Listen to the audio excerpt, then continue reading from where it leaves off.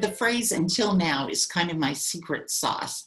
And it comes from my therapy days, working with clients with mental illness and trying to explain to them the workings of the brain and how the brain takes in information and processes it, even or in spite of a mental illness.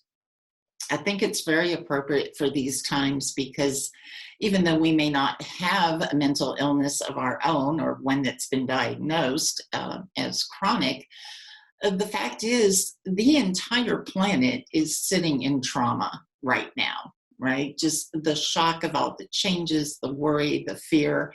And so incorporating this phrase has also become a helpful tool for my business coaching clients. And what it does is it tricks the brain into opening a window of more possibility. And it works in just about every situation. So, for example, if we look at just our personal romantic relationships, one could say, oh my gosh, there are no good men out there anymore. They're all taken. My friends all got them. It just seems like there are no good men. Oh, they're nice men, don't get me wrong. There are men who will wine you and dine you and make you feel great, but when push comes to shove, they can't sustain it and it blows up and you just feel like there are no good men out there until now, okay?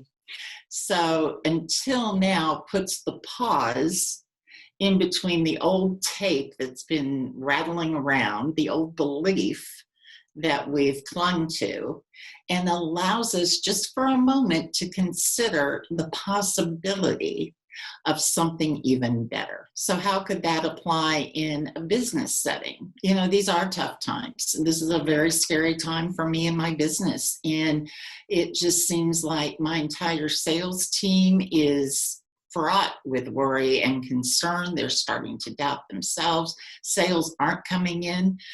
We can blame it on the pandemic, but the fact is there are lots of people that do have money that haven't lost their jobs. So my sales team needs to be getting out there and making things happen. But they're just not, because these times are so tough and they don't quite know how to respond until now.